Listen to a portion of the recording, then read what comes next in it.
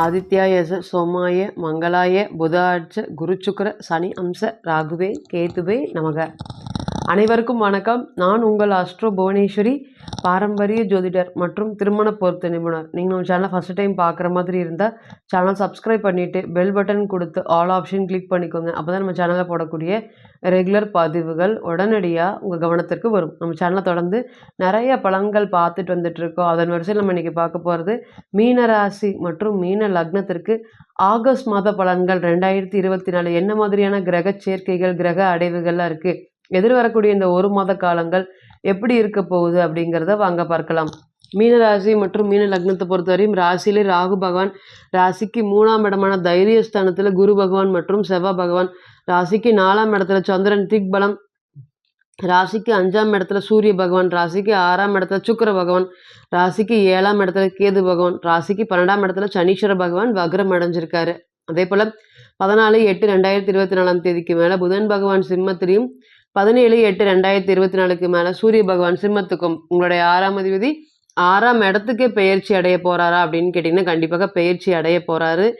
இனி வரக்கூடிய காலங்கள் மீனராசி மற்றும் மீன லக்னத்திற்கு எப்படி இருக்க போகுது? காலபுருஷனுக்கு இது வந்து பார்த்திங்கன்னா 12வது வீடு.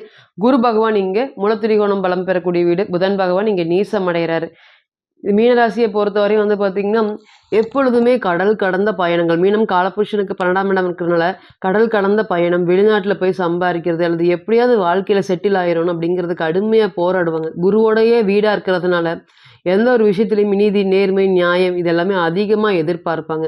நான் வந்து கஷ்டப்பட்டாலும் நான் ஒரு கெடுதலான சுச்சுவேஷனுக்கு போக மாட்டேன், யாருக்கும் எதுவும் தீங்கு நினைவிக்க மாட்டேன், எல்லோருக்குமே சமமான மனப்பான்மை அதிகமாக இருக்குமா, எல்லோரையுமே சமமாக பார்க்கக்கூடிய மனப்பான்மை மீனராசிக்கு ரொம்பவே அதிகம். அதே போல் எளிதில் மற்றவங்களை நம்பி ஏமாற்றுறதையும் அதிகமாக சந்திப்பாங்களான்னு கேட்டிங்கன்னா சந்திப்பாங்க. பொதுவாக இந்த ராசியை பொறுத்தவரை பார்த்திங்கன்னா சேமிப்பு அப்படிங்கிறது ரொம்ப ரொம்ப ரொம்ப கம்மியாக இருக்கும். வியாபாரத்திறன் ரொம்பவே இந்த ராசிக்கு அதிகம். சின்ன வயதிலே பார்த்திங்கன்னா வியாபாரத்துக்குள்ளே வந்திருப்பாங்க. அது வேலைக்கு இருந்தாலும் சரி அல்லது தொழிலாக பண்ணிகிட்டு இருந்தாலும் சரி, இந்த வேலையில் இவங்கள விட திறமையாக யாருமே பேர் எடுக்க முடியாது அப்படிங்கிற அளவுக்கு இருப்பாங்க. பெண்களாக இருக்கட்டும் புத்திசாலித்தனம் அதிகமாக இருக்கும். அதிகமாக படிச்சிருந்தாலும் சரி படிக்காட்டியும் சரி ரொம்ப வீட்டுடைய நிர்வாகத்தை நல்லா பார்க்கக்கூடிய பெண்ணாக இருப்பாங்களா அப்படின்னு கேட்டிங்கன்னா கண்டிப்பாக இருப்பாங்க. மீனத்தை பொறுத்தவரையும் நம்ம இந்த மாதிரி சொல்லிகிட்டே போகலாம். ஆனால் இன்றைக்கி மீனத்தோட நிலைமை என்னன்னு கேட்டிங்கன்னா அப்படியே தலைகீழாக இருக்குது. எப்படி எவ்வளோ புத்திசாலித்தனம் இருந்ததோ அவ்வளோ பார்த்திங்கன்னா ஒரு விஷயங்களும் மறுக்கப்படுகிறதா மீனத்துக்கு அப்படின்னு கேட்டிங்கன்னா இருக்குது.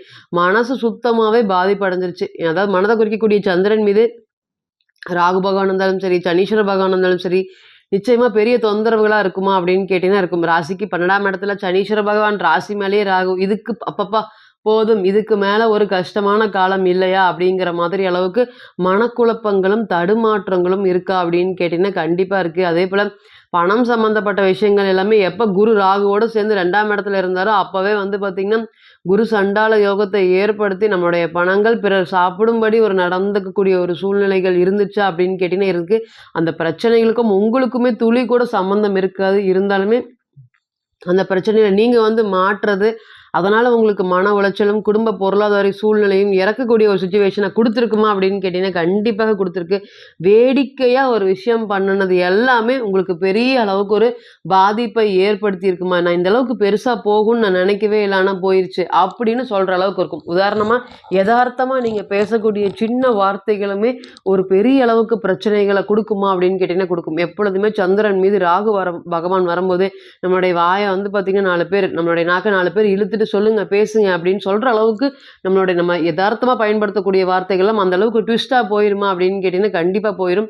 சின்ன வாக்குவாதம் எல்லாமே பெரிய பிரச்சனைகளா மாறக்கு வாய்ப்பு அதிகமா இருக்கா அப்படின்னு கேட்டீங்கன்னா இருக்கு. இன்னைக்கு முழுசா சந்திரன் மீது சனி பகவான் வர்றதுனால நீங்களாவே இல்லை, எந்த ஒரு விஷயமே பார்க்கவே முடியறதில்ல, சொல்ல முடியறதில்ல, செய்ய முடியறதில்ல, ஒரு விஷயத்தை ஜெயிக்க முடியறதில்ல, நிறையா கடுமையாக போராடிட்டு இருக்கீங்களா அப்படின்னு கேட்டிங்கன்னா கண்டிப்பாக போராடிட்டு இருக்கீங்க.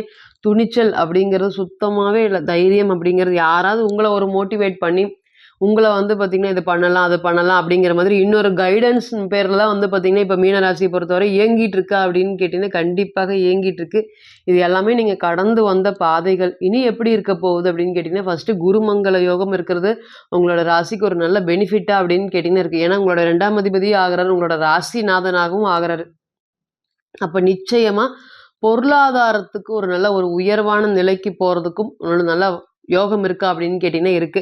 ஃபர்ஸ்ட்டு குருமங்கள யோகம் அப்படிங்கிறது 3ஆம் இடத்திலே அமைஞ்சிருக்கிறனால, இது வந்து உங்கள விட உங்களுடைய சகோதரனுக்கு அதிகமான ஒரு முக்கியத்துவம் குடும்பத்தில குடுக்கப்படும். நீங்க வந்து பார்த்தீங்கன்னா, பொருளாதாரத்தில நான் நல்ல நிலைமையில இருந்தேன். அன்னைக்கு வந்து எங்கள எல்லாம் கூப்பிட்டாங்க, வரவேத்தாங்க. இன்னைக்கு என்னுடைய தம்பி இன்னொரு வீடு கட்டிட்டான், அல்லது ஒரு கார் வாங்கிட்டான். அதனால அவன பெருசா பேசுறாங்க, பண்றாங்க. எங்களுக்குன்னு எதுவுமே பண்றதே இல்ல அப்படின்னு நெனச்சு வருத்தப்பட்டுட்டு இருந்த உங்களுக்கு, இன்னைக்கு வந்து பார்த்தீங்கன்னா, குருமங்கள யோகம் அமைஞ்சிருக்கிறனால, என்னுடைய தம்பியோட சேர்ந்து நான் கூட்டு தொழில், கூட்டு சொத்து, கூட்டு பிசினஸ் எல்லாம் வாங்கலான்ட்டு இருக்கேன். அது சார்ந்து நாங்க எடுக்கக்கூடிய அனைத்து முயற்சிகளுமே சக்சஸ குடுக்குமா? நான் அவங்க கூட போய் சேர்ந்தனால, பொருளாதாரத்தில எனக்கு ஒரு நல்ல ஒரு யோகத்தை ஏற்படுத்தி குடுக்குமா? கேட்கக்கூடிய நபர்கள் அனைவருக்குமே இந்த நேரம் ஒரு நல்ல நேரத்தை ஏற்படுத்தி குடுக்கும். அதேபோல சந்தோஷத்தை அனுபவிக்க முடியாத எந்த ஒரு விஷயத்தையுமே காலையில ஒரு ரூ. 100 வந்தா சாயந்தரம் ஒரு ரூ. 200 வருது. காலையில ஒரு நல்ல நிகழ்ச்சி நடந்தா, சாயந்தரம் வந்து அதை துக்கமா கருதுற அளவுக்கு ஒரு பழைய நிகழ்ச்சிகள்லாம் வருது அப்படின்னு சொல்லி வருத்தப்பட்டுட்டு இருந்த உங்களுக்கு, புத்தி கூர்மை, தைரியம், தன்னம்பிக்கை அதிகரிக்கக்கூடிய நேரமாக இருக்கும். அதேபோல காசு மீனத்த பொறுத்தவரையும் காசு தங்காம தான் அதிகமா கஷ்டப்பட்டுட்டு இருக்கீங்க. வெளிய குடுத்த காசு எல்லாமே வராம அப்படியே நிக்குது. இருந்தாலுமே வந்து நீங்க குடுத்துருக்க காசெல்லாம் உங்கள எப்படியாவது பேசி வந்து வாங்கிட்டு போயிருவாங்க. ஆனா நீங்க குடுத்துருக்க வெளிய குடுத்துருக்க காசு எல்லாமே வாங்க முடியாம கஷ்டப்பட்டுட்டு இருந்த அனைவருக்குமே இனி வந்து பார்த்தீங்கன்னா, பொருளாதாரம் சார்ந்த விஷயத்துல ஏற்றமான சூழ்நிலை இருக்கிறதுனால, பணத்தை திரும்பி வாங்கிர்லாமா அப்படின்னு கேட்டீங்கன்னா, வாங்கிர்லாம்.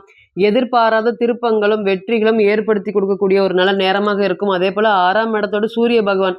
இத்தன நாளா எதிரிகளோட தொந்தரவு எந்த பக்கம் போனாலும் ஏதாவது ஒண்ணு பேசி அவமானப்படுத்தி ஏதாவது அவமானத்துக்கு உண்டான செயல பண்ணி, அதனால வந்து பார்த்தீங்கன்னா, வேலை சம்மந்தப்பட்ட இடத்துல இருந்தாலும் சரி, என்னுடைய என்னோட விஷயத்த வந்து பார்த்தீங்கன்னா, 4 பேர் பேசும்படி ஆயிருது.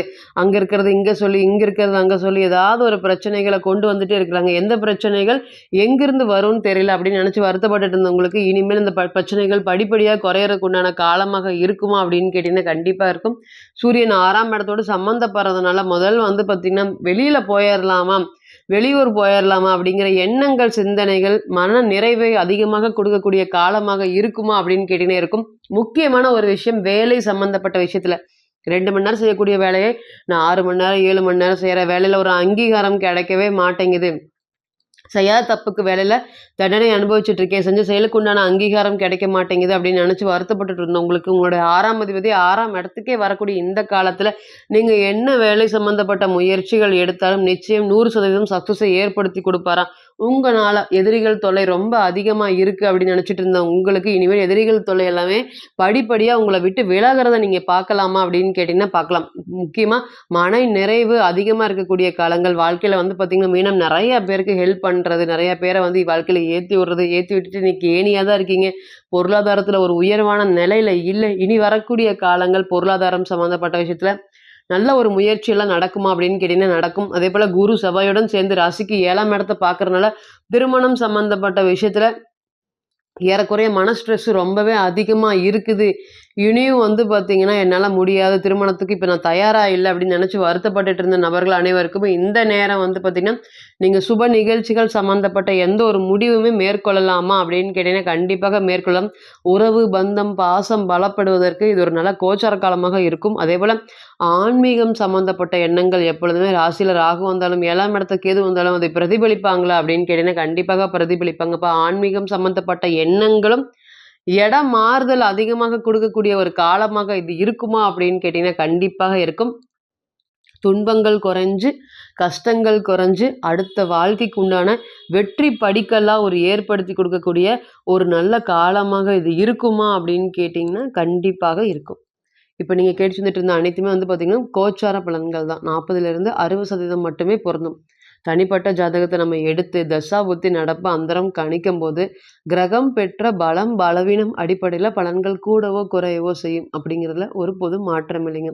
தனிப்பட்ட ஜாதகத்த நீங்க ஆலோசனை பண்ண விருப்பப்பட்டா, கீழ இருக்கக்கூடிய இந்த நம்பருக்கு கான்டாக்ட் பண்ணுங்க. நான் வணங்கக்கூடிய நரசிம்மர் உங்க எல்லோருக்குமே நல்ல வளமான வாழ்க்கையை ஏற்படுத்தி தர நான் நிச்சயமா பிரார்த்தனை பண்ணிக்கிறேன். மீண்டும் ஒரு பதிவில் உங்களெல்லாம் சந்திக்கும் வரை உங்களிடமிருந்து விடை பெறுவது உங்கள் அஸ்ட்ரோ புவனேஸ்வரி. நன்றி, வணக்கம்.